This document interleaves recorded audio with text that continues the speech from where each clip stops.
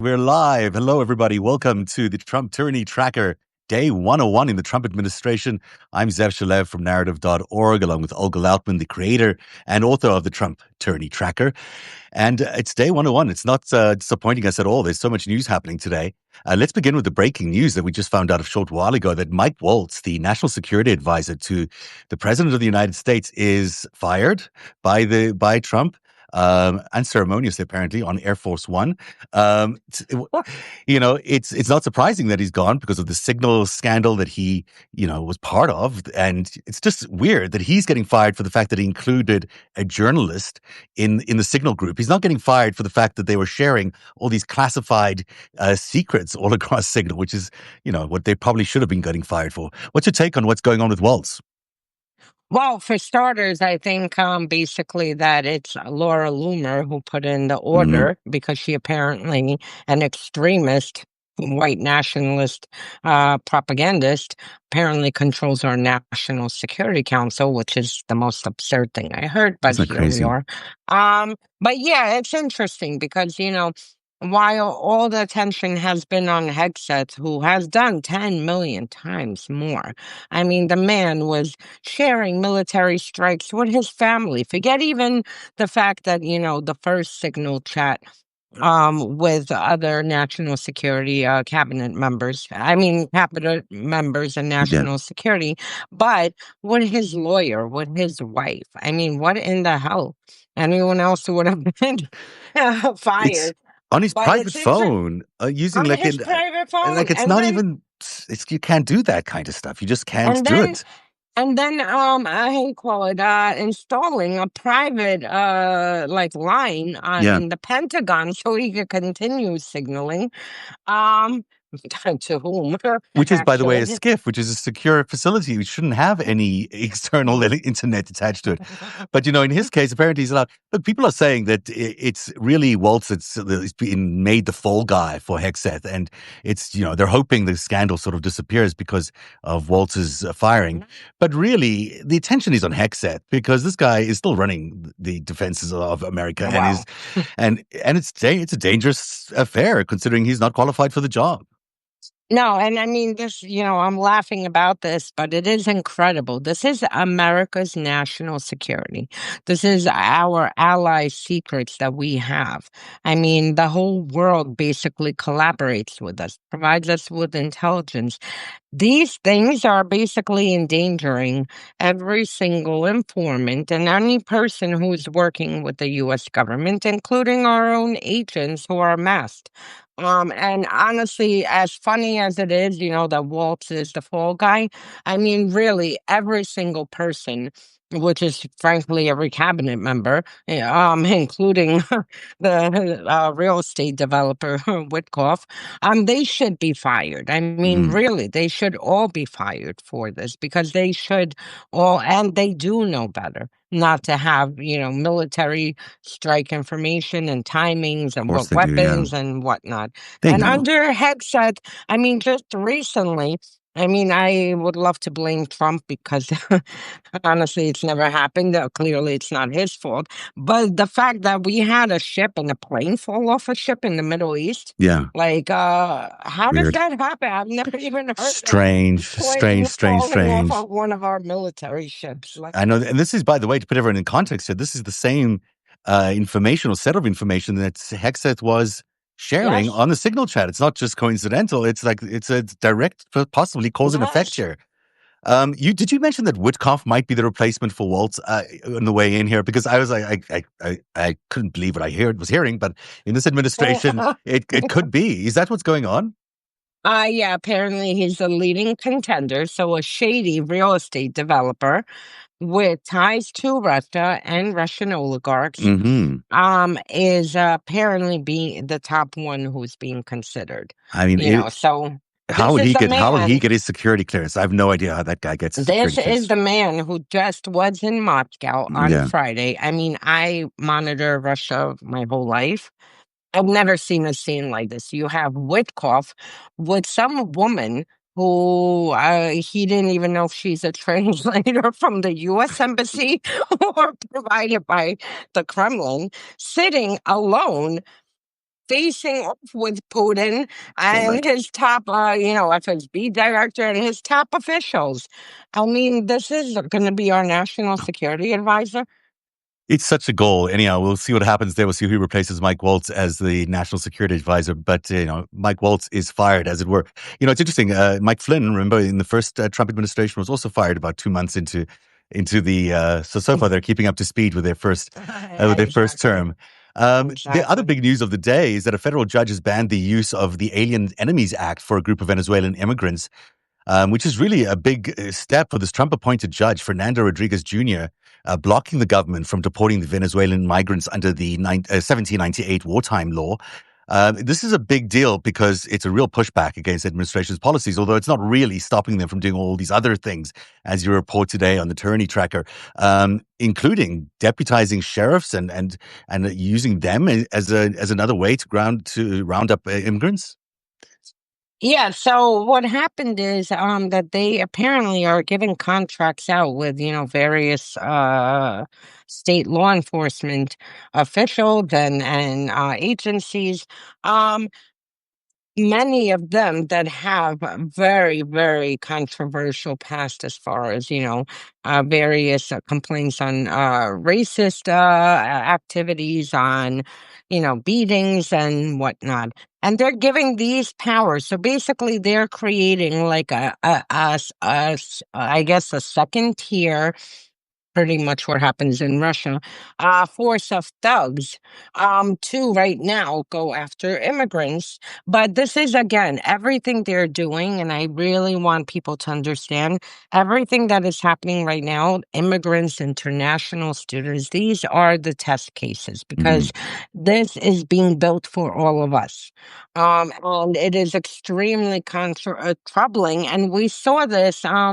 I believe it was in Massachusetts, like a few weeks ago, where you had an immigrant who was pulled over by mistaken identity, and this guy, like, literally, like, took a bat and is breaking the window as the guy is on the phone with the lawyer, and the lawyer said, I "Do saw not that do crazy. anything until I get there." This guy takes and smashes the window in the car. I mean, in broad daylight in Massachusetts. So, I mean, these are and then it came out that this person had, very troubling history with these kind of abuses. So this is they're finding the thugs who have no problem carrying out, illegal orders or, to To carry basically out like their enforcers, basically. That we've seen this for a long time. The sheriffs in these smaller counties and these sort of rednecky areas, if you can call them that,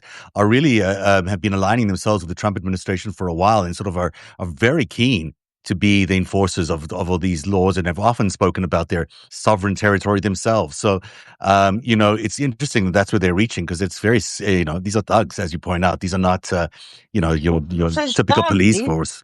Yeah, they're who faced disciplinary action in the past, and are now, being receiving contracts to carry out this. And just this was done the day before Tyranny Tracker, just to bring it in, being it's connected. Mm. Um, on what was it? A few days ago, a Haitian woman died in ICE custody. This Mm. is the seventh death Wow. since fiscal 2025, which began in October. So what in the hell is ICE doing now while they're holding, these people without due process, without basically, incommunicado? And then now you have an increase in deaths in these concentration camps that they're setting up across the country. Yeah, earlier on narrative.org, I posted this picture that Reuters had of these Venezuelan immigrants that were being housed in one of these concentration camps, really, in these detention centers, and they were spelling out the word SOS. SOS. Such a dramatic picture and such an iconic picture, but really, this is their only way they can communicate with the outside world.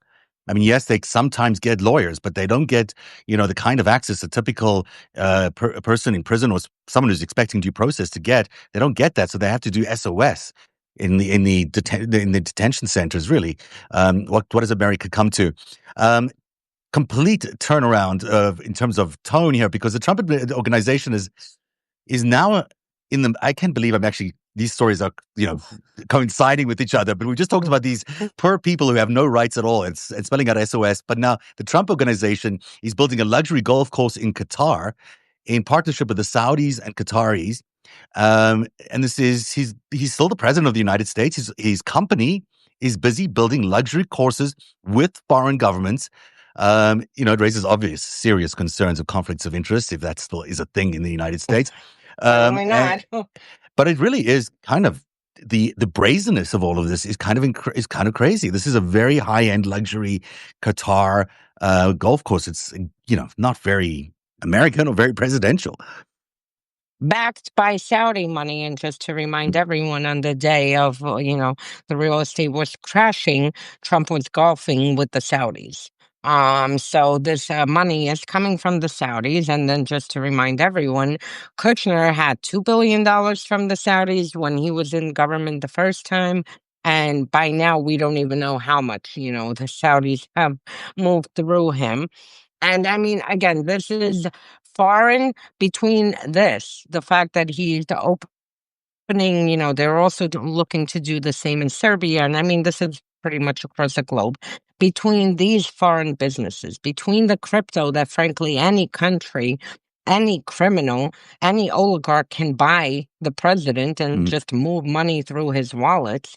The fact that I believe Don Jr. or definitely David Sachs, and I think the Trump family is involved, are opening an elite club in D.C., charging $500,000 The for executive club. basically access to, policies, to dictating policies. I mean, what? This is. It's the height of corruption. It really is. I don't think we've ever seen anything like it, and it continues daily. And Russia's not this brazen. I mean, yeah, they are it really brazen, is. but they're not this brazen. This takes us to a whole new level, and thanks to your Trump Tyranny tracker, we're able to follow these events every day.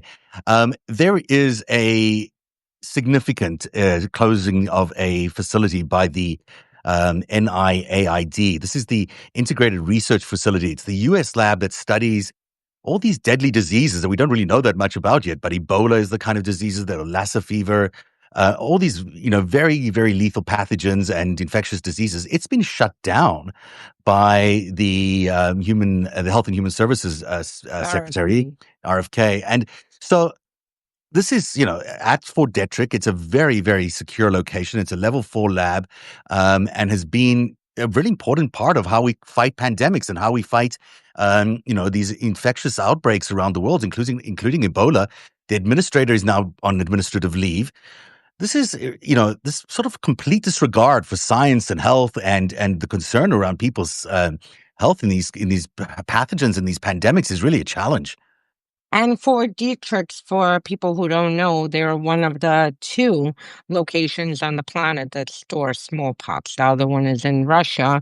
It's the Vector Institute. I mean, these are the type of sensitive, pathogens they have to study pandemics and outbreaks. And I honestly, you know what? I don't know.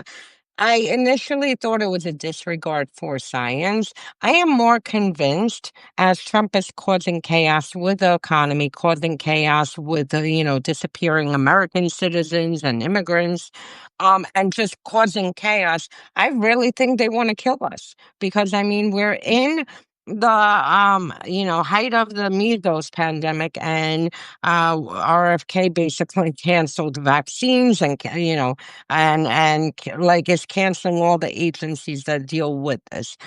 The bird flu, we're at the height of the bird flu pandemic. They fired the bird flu people.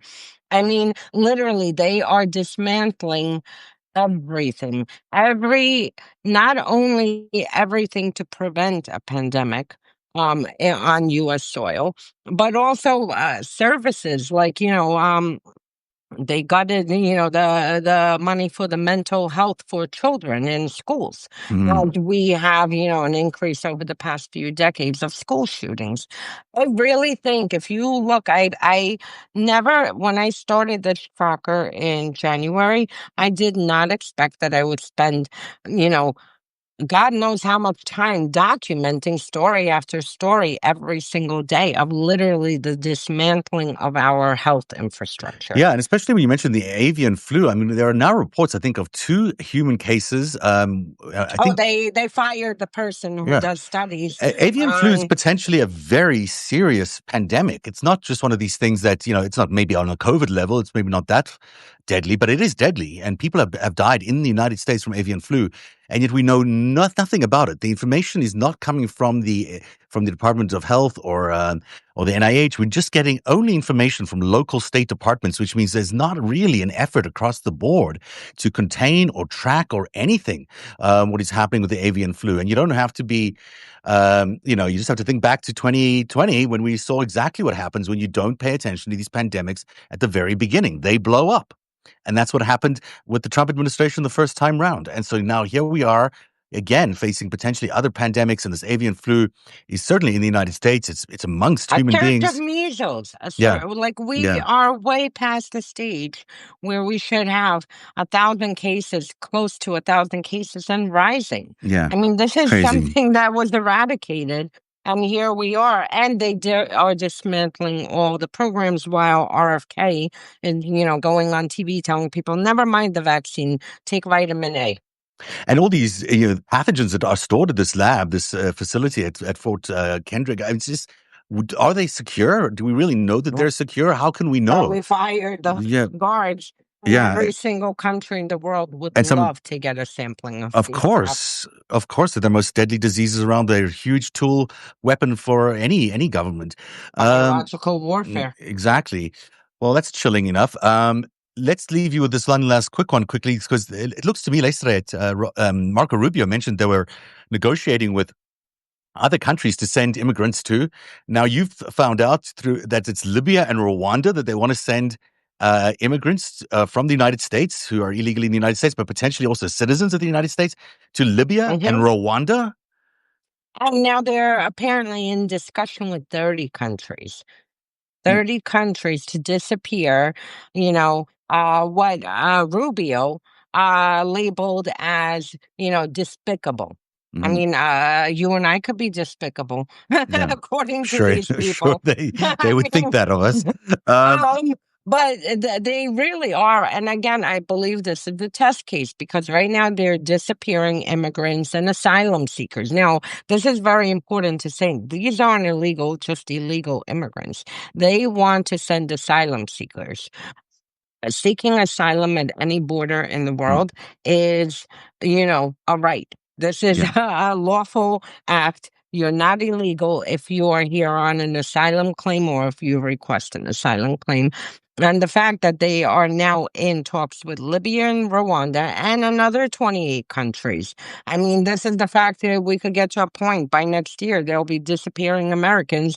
And it's like, go pick your country, to find out where these people, And this is are. clearly the point. I mean, clearly what they're trying to do is send a chill into into America, is for people not to protest, for people not to push back against this administration. They're trying to send that signal for everyone to be scared. Now, of course, the Well, courts have been quite good at pushing back on this, as we mentioned earlier on today, that the courts have stood up so far. And, that institution is what's standing between citizens and others from being sent to these facilities. But, this is what it's designed for. It's designed to scare people, not to protest, really. yeah, and the courts are the weakest of the three branches Mm, of, you know what I mean? So even you see Trump flaunted on ABC News, like, oh, I could get Garcia back. Like he yeah. flaunted it. Well, that's what the Supreme Court told you to do. And now he's And just you ignoring it. Yeah. exactly. That interview. Oh my gosh. That is full, so many lies. Couldn't tell the difference from one to the other. So that's the tracker for today. You've heard about the golf club grifting in Qatar. You've heard about the shutdown of this crucial lab researching the world's most deadly diseases. You've heard about the expansion of powers for local sheriffs that are really thugs, and the threat to deport Americans and immigrants to Libya and Rwanda and 28 other countries potentially around the world. That is just one day in our tracking of the authoritarian creep that is the Trump administration. Wow, Olga, I don't know how you keep up with all of this, but it's amazing. And the tracker, that's only probably 4 items out of like 35 others that I documented. The most important I want to end on, Yeah. today is May Day. Yes. Find your local protest, bring your friends, your family, everyone. Go protest. We need to push back. We need to grow the numbers on the streets, and push back against this regime before we'll end up in Rwanda or Absolutely. Libya. Time is ticking, and every day that they're in power, that's what we're just trying to show you here with this authoritarian, the Trump tyranny tracker. They are pushing the boundaries and trying to make things a lot tougher for people to have dissent or protest of any kind. So your call there is very prescient and important. Thanks for joining us on the Trump tyranny tracker. Olga Lautman and Zev Shalev will signing off today, and we'll see you tomorrow. Bye-bye, everybody. Bye.